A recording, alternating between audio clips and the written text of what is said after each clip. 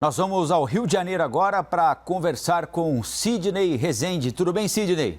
Olá, Rafael. Como é que vai? Tudo bem, Colombo? Tudo ótimo. Sidney, queria abordar com você um anúncio importante feito ontem de líderes do MDB e do Democratas. Dois partidos que podem ser considerados, digamos, sócio-fundadores daquilo que convencionou se chamar de centrão aqui no Brasil, né?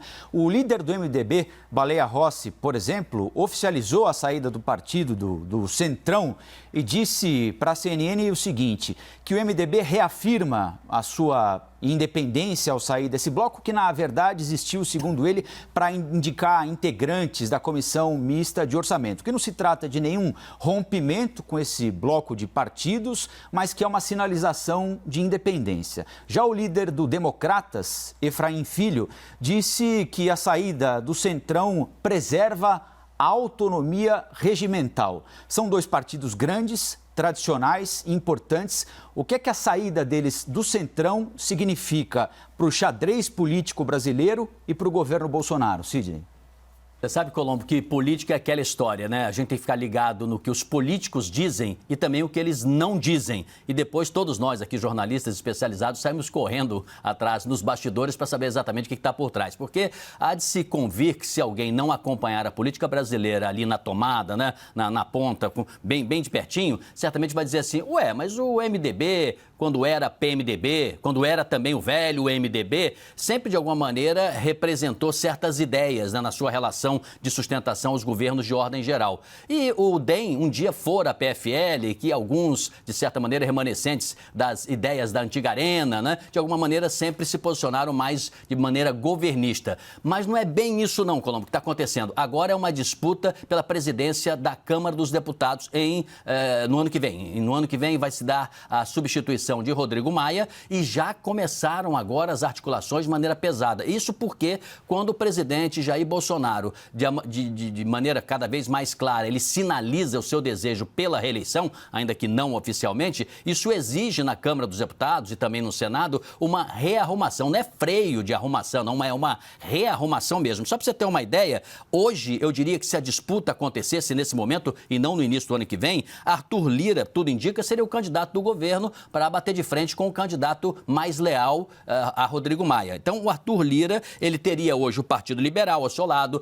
Pode-se dizer que atrairia também o Republicanos, de Marcos Pereira, que é o primeiro vice-líder da Câmara. E o candidato mais próximo de Rodrigo Maia, hoje não estaria completamente definido, mas a gente pode dizer que é o próprio Baleia Rossi. Baleia Rossi, ele é líder do MDB, ou Aguinaldo Ribeiro, do PP, que é o líder da maioria na Câmara, e poderia também, se fosse indicado, rachar aqueles que gostariam, a princípio, de votar no Arthur Lira. Então, é essa disputa, a presidência da Câmara, que está em jogo. Pode surgir um terceiro nome via oposição, como, por exemplo, o deputado do Rio de Janeiro, Alessandro Molon. Ele é uma pessoa talhada pela sua boa relação, de certa maneira, até para exercitar essa condição. Mas é difícil você dizer se ele conseguiria viabilizar com o prestígio e poder que tem Rodrigo Maia. Então, só para arrematar, minha opinião seria a seguinte, se a oposição fechar com o candidato de Rodrigo Maia, ele vai certamente, mesmo por trás, vencer, né, o candidato do governo. Mas, no entanto, se mais adiante houver essas três frentes, hoje eu diria que é 1/3 de poder e condição para ganhar por cada um. Só para fechar essa sua primeira pergunta, o que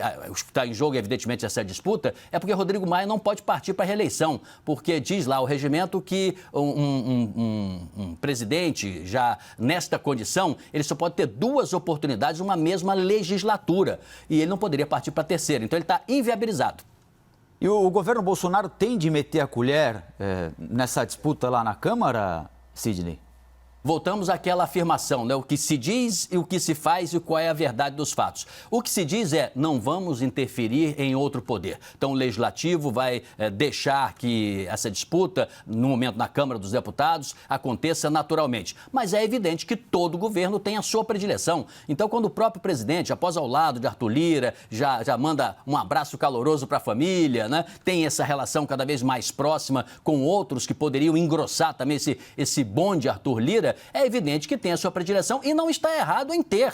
O governo precisa, todo governo precisa ter um prestígio dentro da Câmara dos Deputados, dentro do Senado, porque muitas vezes você envia para lá certas medidas e precisa-se até de rapidez, e se você não tem maioria ou força política para composição, você acaba perdendo. Então, não há problema algum. Então, em on, não vamos interferir no processo político. Em off, isso aí, meu amigo, é intenso, é o tempo Outros todo. governos, né, Sidney, já fizeram isso e deram com o burro na água, né? A gente pode voltar no tempo aqui e lembrar da tentativa do PT, da ex-presidente Dilma Rousseff, de bancar a candidatura do Arlindo Quinalha à presidência da Câmara dos Deputados, quando, inegavelmente, já havia um favoritismo dentro da Câmara pela candidatura do Eduardo Cunha, né? Ou seja, o governo, de alguma maneira, naquele momento, tentou interferir, não tinha força para isso e se deu muito mal. É claro que são situações absolutamente diferentes, mas um governo tem de ter a sabedoria de até onde ele pode ir nessa briga, né?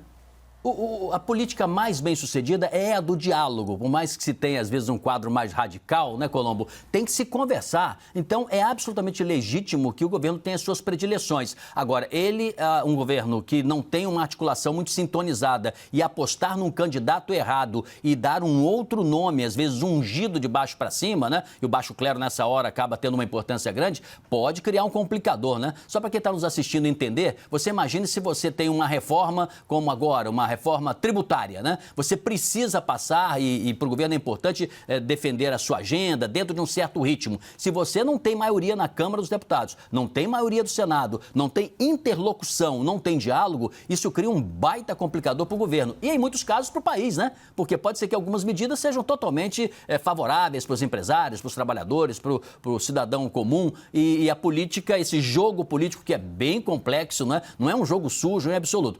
Pode até ser sujo, tá? Pode até ser, mas que, em geral, faz parte da política, influencia demais. Agora, Sidney, a equipe econômica sempre foi um dos pilares do governo Bolsonaro, a equipe do ministro Paulo Guedes, né? Que teria autonomia total para fazer o que bem entende, foi o que o então candidato Jair Bolsonaro prometeu na campanha. São 3 saídas pontuais, mas muito importantes em poucos dias na equipe de Paulo Guedes.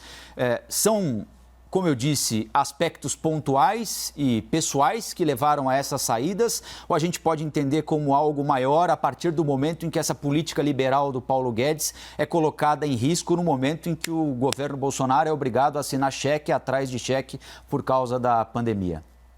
Colombo, o grande fiador da política econômica é o ministro Paulo Guedes. Não quero dizer com isso que excelentes técnicos, que auxiliares de altíssimo nível, muito competentes, né, ao sair, não vão prejudicar o andamento operacional do governo. Prejudica sim, Colombo, porque nós trabalhamos em equipe, nós sabemos que é muito importante que você construa uma relação e um funcionamento com velocidade, com credibilidade, com competência. Quando você perde, por alguma razão, 1, 2, 3 valores fundamentais na engrenagem, tende a se desatender, vamos dizer assim, a palavra não existe, mas tende-se a, de alguma maneira, criar algum problema no bom dinamismo. Embora você pode, às vezes, substituir até por alguém muito mais competente, mas demora um pouco. Então, formar uma equipe não é fácil. A equipe econômica do ministro Paulo Guedes foi elogiada pelo mercado financeiro para alguns setores produtivos lá no início. Ele é o grande fiador. Agora, temos aí um problema objetivo, porque tivemos baixas num período muito próximo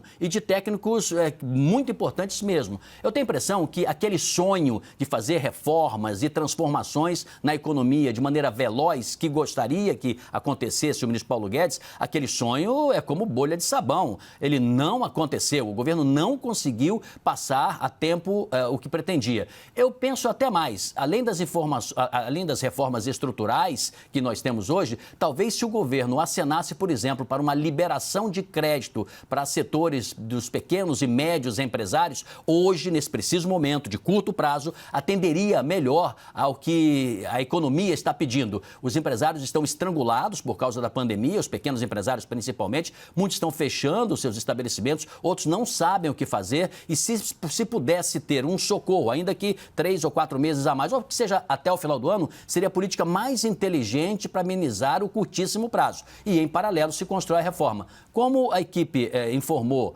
que até agosto vai se mandar para o Congresso uma segunda parte do que está se pretendendo de uma reengenharia, né? E não pode ser aí uma sanha arrecadadora. Esse é que é o problema. O governo precisa de dinheiro, mas não pode castigar mais a todos nós. Esse é que é o grande dilema. Construir que tipo de reforma que caiba no bolso de todo mundo. Ninguém quer pagar imposto, né, Colombo? Quem é que gosta de pagar imposto? Mas é com imposto que se faz a política pública andar.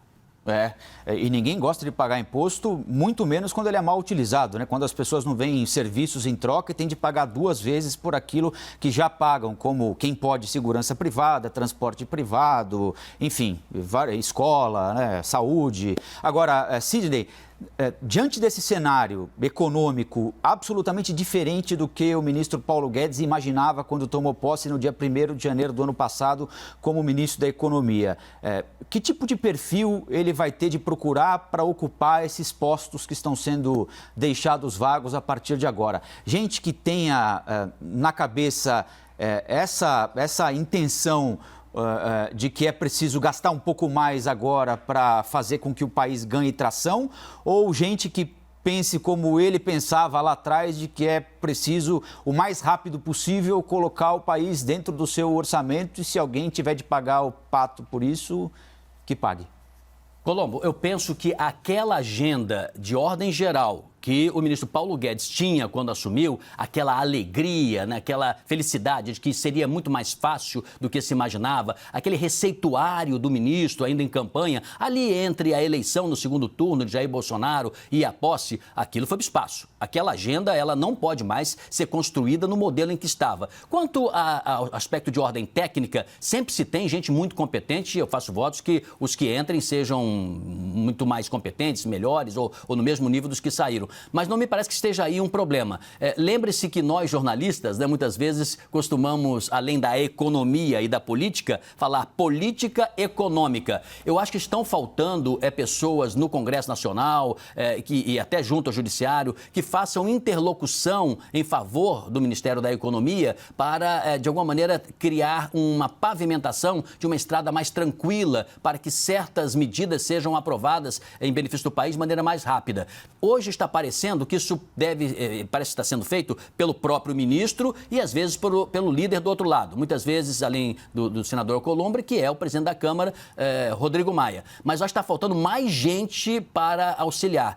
Eu vou dar uma opinião aqui, eu temo que eu vá ser bem criticado, mas eu acho que está faltando gente no Congresso Nacional favorável ao governo, com nível, capacidade, conhecimento econômico, para ajudar nesta política econômica de relacionamento, porque você vai poder trocar técnicos e pode continuar com o mesmo tipo de problema. E eu vou chamar a atenção também sobre algo que vai, essa semana, ser de muito intensa no curto prazo, essa saída do presidente do Banco do Brasil, Rubem Novaes, que até deu entrevista aqui também para a CNN, mas ele deixou assim uma certa nuvem, né, dizendo que não se adaptou à cultura de privilégios, compadrio e corrupção de Brasília. Essa história ficou muito mal explicada. E hoje, Colombo, você pode anotar no curso do dia, hoje não, no curso da semana, você pode anotar, vai ter uma pressão da oposição na Câmara dos Deputados pedindo esclarecimento ao Banco do Brasil, porque que vendeu por cerca de 300 milhões de reais uma carteira de créditos avaliada em mais de 3 bilhões para o BTG Pactual. Esse vai ser um assunto que vai perder um pouco, o governo perder um pouco de tempo para poder explicar. Está faltando articulador, na minha opinião, em favor da economia que Paulo Guedes e sua equipe querem implementar. Bom, nós ouvimos aqui, Sidney, a analista da CNN, Raquel Landim, ouviu o economista e ex-presidente do Banco Central, Armínio Fraga, durante o mandato do ex-presidente Fernando Henrique Cardoso. E ele disse o seguinte, você já tocou rapidamente aí no assunto da reforma tributária, ele disse o seguinte para a gente, que não há como retomar o crescimento do país, sair dessa crise econômica sem aumentar impostos. Vamos ver um trecho do que ele disse e depois o Sidney comenta. Por que você não vê espaço para sair da crise sem aumentar impostos? Por conta do tamanho da dívida? Olha só, nós temos que, com o tempo, atingir vários objetivos. Nós temos que ter dinheiro para investir na área social, para reduzir a desigualdade, fazer o país crescer. Eu acho que não vai ser possível fazer isso sem se mexer, sobretudo no lado do gasto. Eu entendo que a chamada do meu artigo foi mais para o tributário e com a correção dessas distorções na área tributária. Então, é preciso atacar o problema. O problema é muito grande, ele precisa ser atacado em todas as frentes. E aí, Sidney, bom, teve uma campanha durante o impeachment de novo da ex-presidente Dilma Rousseff muito famosa, que é "eu não vou pagar esse pato", né? Quando surgiu aquela ideia da recriação da CPMF, né? Todo governo que surge quer recriar a CPMF. Não foi diferente naquela época e parece não é diferente agora. Quem é que vai pagar esse pato, Sidney? Bom, essa pergunta, Colombo, você está levantando para eu cortar. Isso é voleibol, né? É evidente que nós vamos pagar tudo isso, mas eu quero chamar a atenção para uma curiosidade, como é que a vida Mas não são todos, né, Sidney? É importante lembrar, né? Você tem hoje, por exemplo, uma tabela de imposto de renda com uma defasagem de 104%, segundo o Sindicato dos Auditores Fiscais, né? Então, um trabalhador que ganha R$3 mil, hoje ele paga imposto de renda como se ele fosse considerado um cidadão de classe média. E eu sempre repito aqui na CNN em São Paulo, como aí no Rio de Janeiro, se alguém tiver de pagar aluguel, ele não come com um salário de R$3 mil e paga imposto de renda.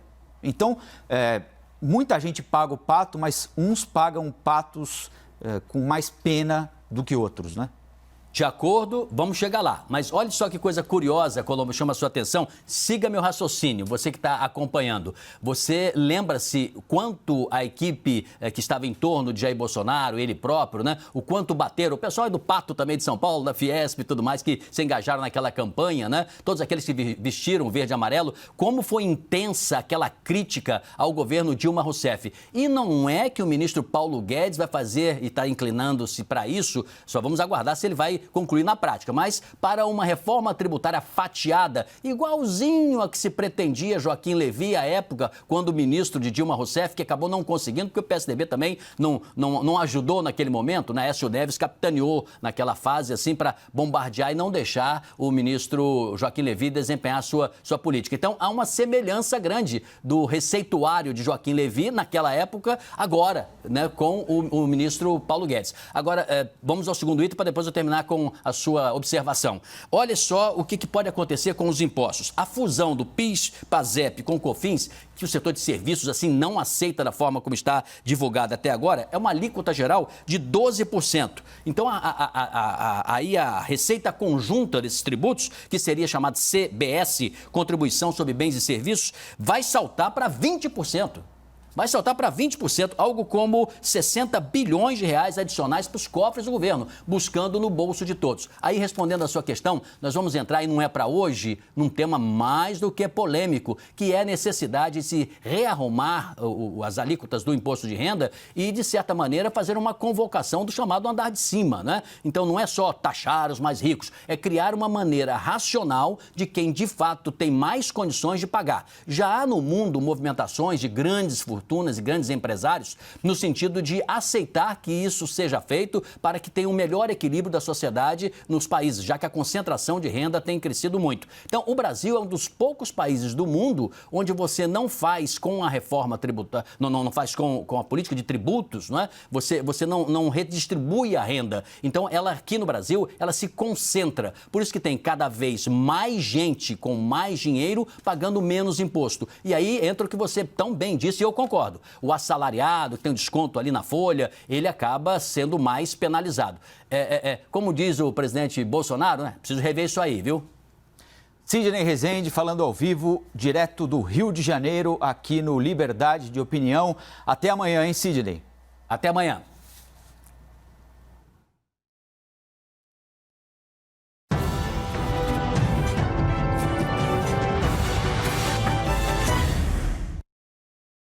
As opiniões emitidas pelos comentaristas do quadro não refletem necessariamente a posição da CNN.